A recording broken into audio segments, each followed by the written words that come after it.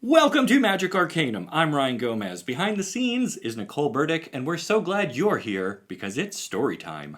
On April 23rd, Strixhaven's School of Mages became the newest standard legal set for Magic the Gathering. It brought us to an entirely new plane called Arcavios, but told a story involving some already familiar characters.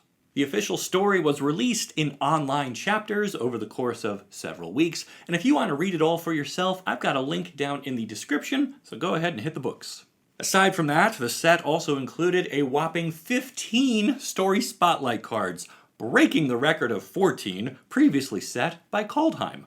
I am going to use both the official story and the spotlight cards to explain once and for all what happens in Strixhaven. But in the event of a disagreement between the sources, I will defer to the cards, because Magic is a game first and foremost, and I believe that the playing pieces should be given the edge over something posted online, which players might never even see.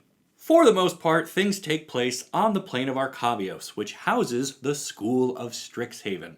But we do get an early scene set on Kylum, in which the Kenrith twins pack their bags after receiving their letter of acceptance. Our first spotlight card. Will and Rowan Kenrith come from the plane of Eldraine, and I cover most of their story in one of the first videos I ever did for this channel, so feel free to go back and check that one out if you want to see just how far I've come since then. Anyway, the twins are hanging out on Kylum, participating in the Battle Bond games there, when they receive this invitation to come study at Strixhaven, so off they go. They arrive on the plane and are met by Kasmina, who walks with them from the surrounding fields to the campus center. Kasmina doesn't say much during this long walk. Instead, we get to soak in a bit of scenery as our main characters realize how massive and diverse this plane is. They reach the edge of the school grounds, and Kasmina says she has other matters to attend to, and tells the twins to find Mavinda Sharpbeak before she leaves them on their own. This moment is effectively captured in Mentor's guidance, and is immediately followed by explosive welcome as the twins stumble upon a duel happening between other students. Will and Rowan side with some Prismari kids against some Silverquills, and if those names don't mean anything to you yet, that's okay. Strixhaven itself is a single school, but it's made up of 5 colleges, each with their own area of academic focus. Students usually spend their first year taking basic classes and then pick a college that matches their interests, the same way we might declare a major. Anyway, during this little scuffle, the twins end up on the side of the red and blue college. No real surprise there. But Will is concerned to find that his spells aren't meshing as well with Rowan's as they used to. This will become a sort of ongoing subplot. Will wants to study up on this phenomenon and make use of Strixhaven's resources to learn more about the uniquely intertwined magic the twins have. Rowan, however, is more focused on enjoying her time on campus, making new friends, and testing the limits of her own powers. While all of this is happening, we get a look at what the set's other planeswalkers are up to. First, there's Professor Onyx, which is really Liliana Vess. It turns out she was once a student here herself, and she's now returned to act as an instructor. But that's not all. She's also hoping to find information on how she might be able to bring Gideon back. Gideon, for anyone who missed it, was another planeswalker who gave up his life to save Liliana during the War of the Spark. She has been enduring a particularly dark form of survivor's guilt ever since, which we see in Confront the Past. Ironically, not a story spotlight card. So Liliana hits up the Biblioplex, which is a massive library and contains knowledge of all the spells in the multiverse. And while she's in there, she encounters an Auric agent who is attempting to steal some books. The Auric are led by Extus, a former Strixhaven student who was denied the role of Oracle by the school's 5 founder dragons. We'll talk more about them in a bit. Feeling betrayed by his school, Extus decided they held too much power over the access to magic, and he began a quest of vengeance. It's a pretty classic bad guy gets mistreated by the authorities and sets out for revenge origin story, really. We get a glimpse of this in Rise of Exodus, which is a story spotlight card, even though this happens years before the story actually takes place. The Auric are mostly made up of people who couldn't pass the Strixhaven entrance exam or flunked out as students. Tempted by the Auric shows their recruitment process.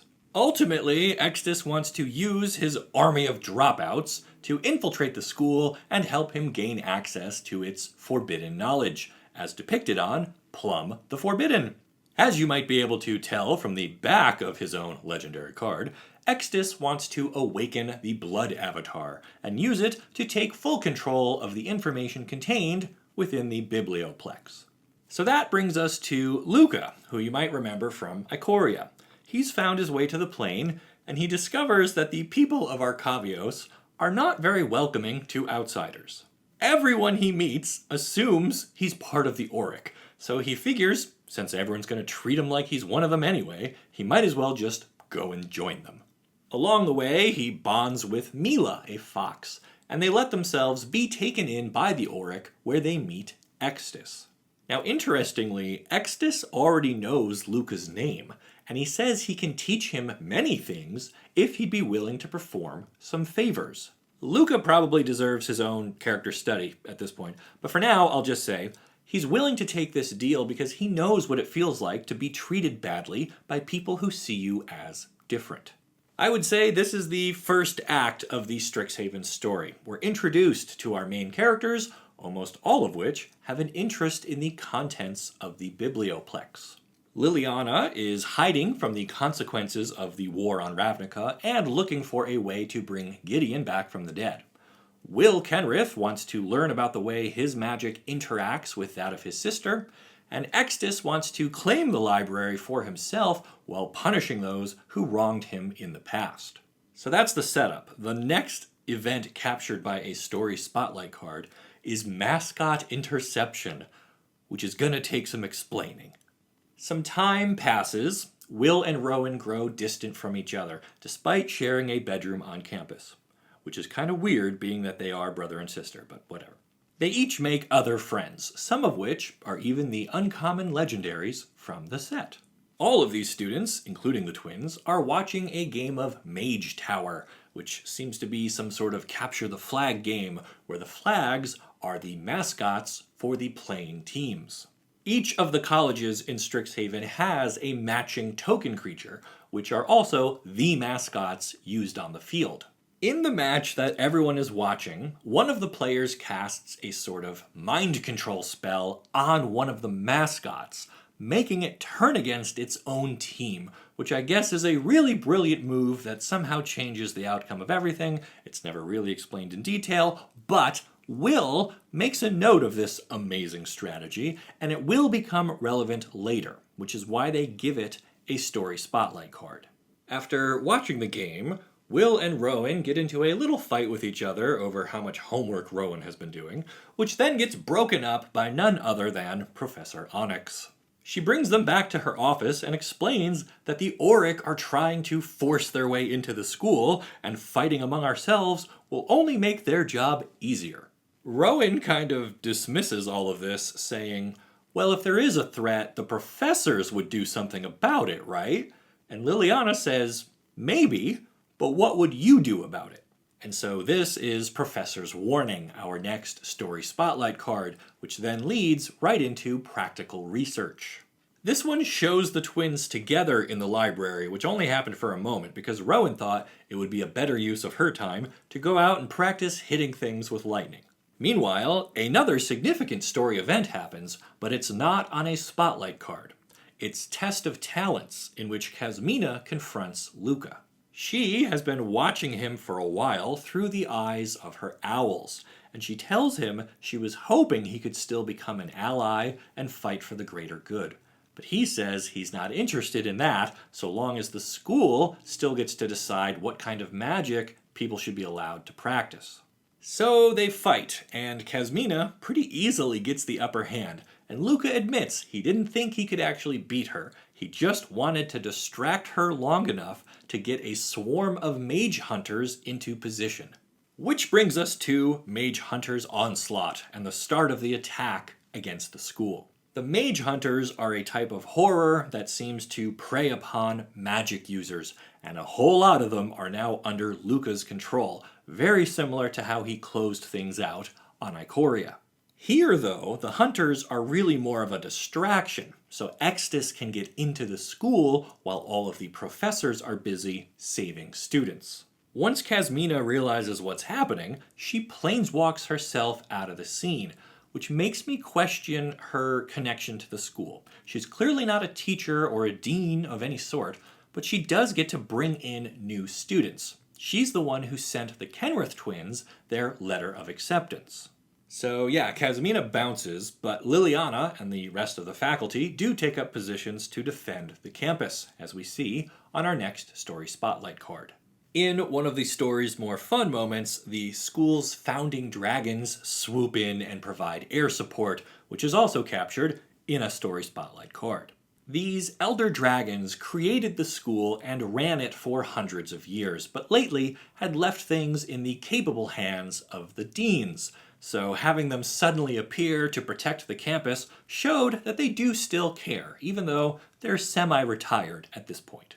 After some individual close calls with the Mage Hunters, Will, Rowan, and Liliana wind up together, and Liliana explains the Mage Hunters have made a perimeter around the Biblioplex and appear to be trying to herd students away from it.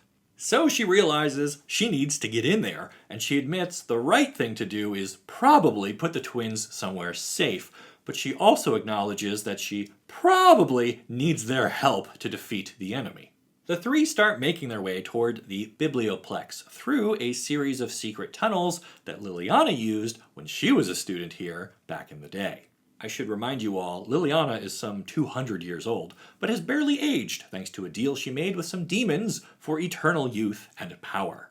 That means there is a great deal of Liliana's life we don't really know about, and I personally enjoy the little glimpses of it that we do see throughout this story.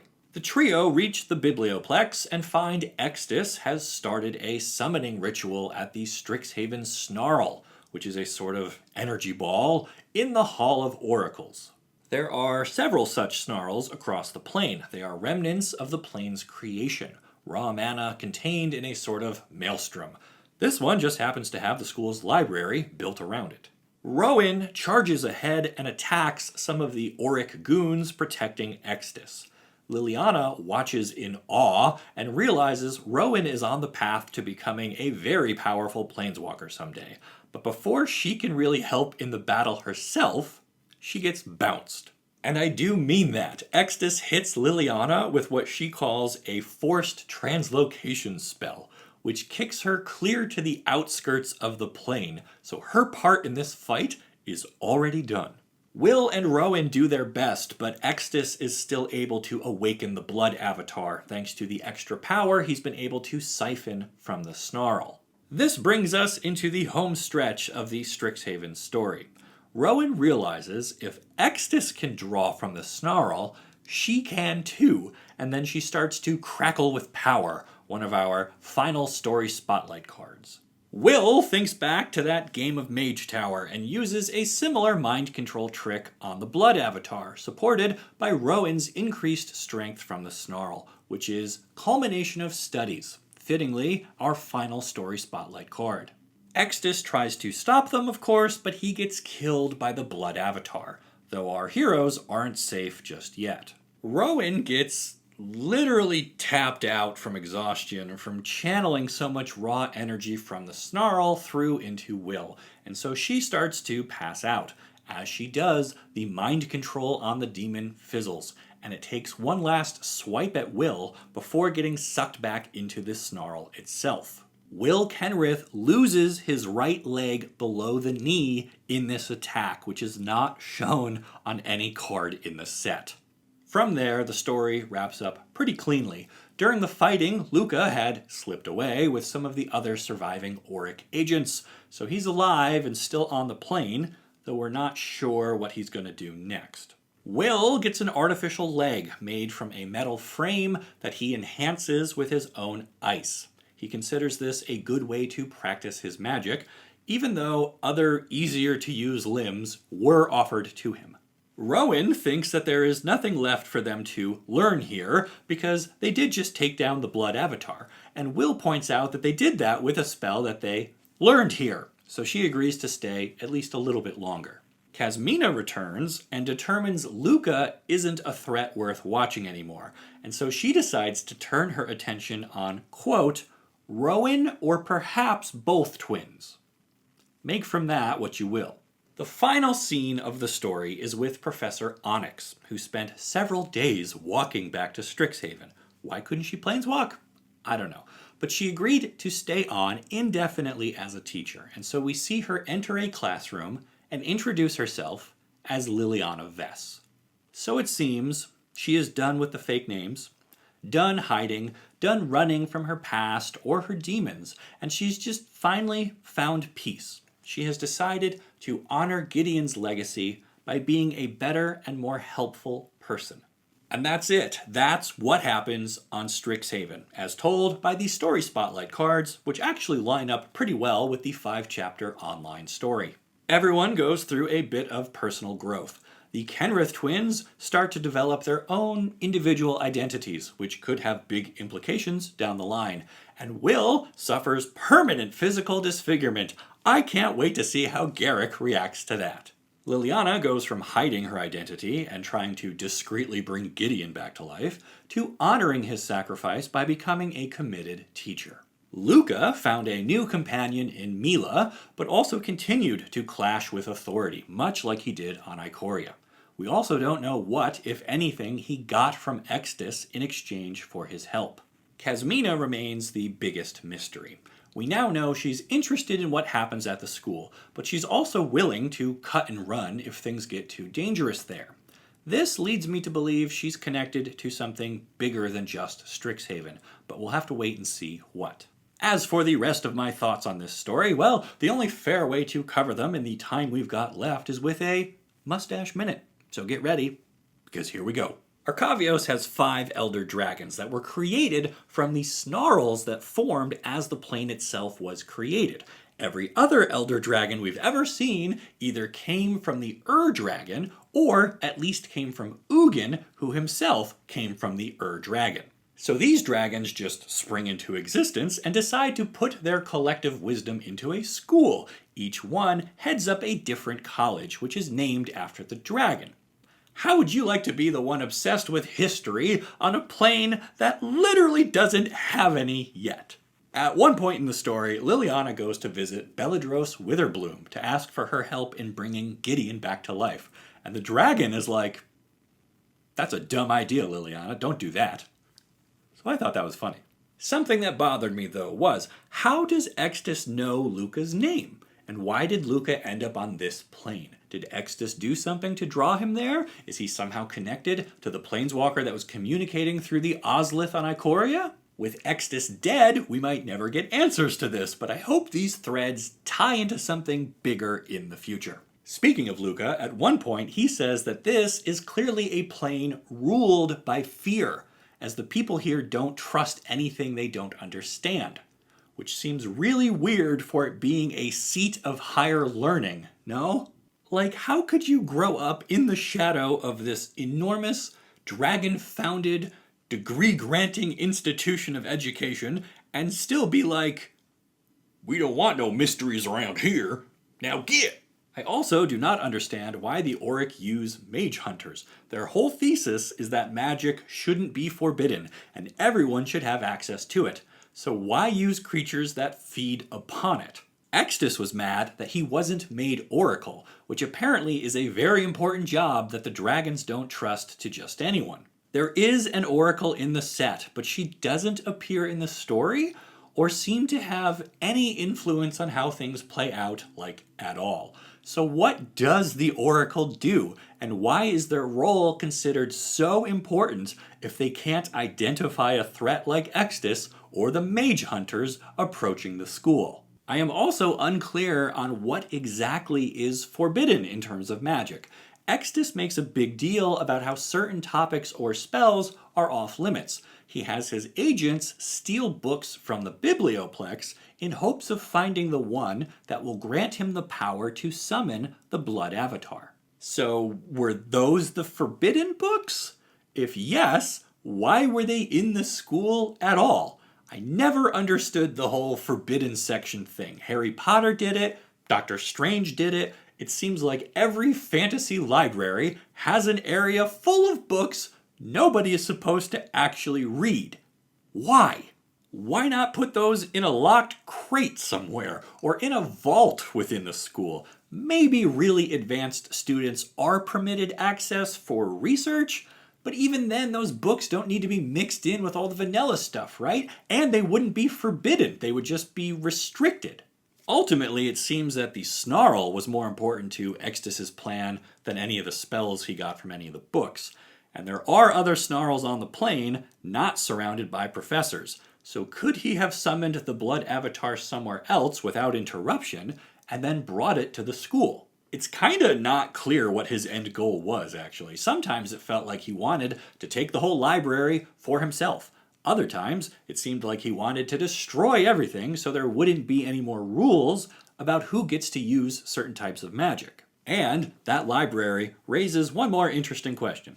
Kasmina tells the Kenrith twins that there might be other planeswalkers on the campus. We also know that the Biblioplex contains references to spells that are from planes other than Arcavios. So, do all of the students here know about planeswalkers?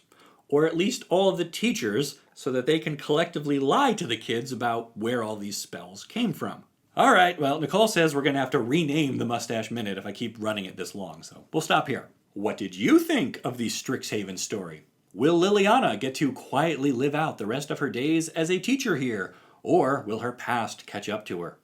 Let me know down in the comments, and then make sure you like this video and subscribe to the channel so you don't miss the great stories you'll only find here on Magic Arcanum. We'll see ya.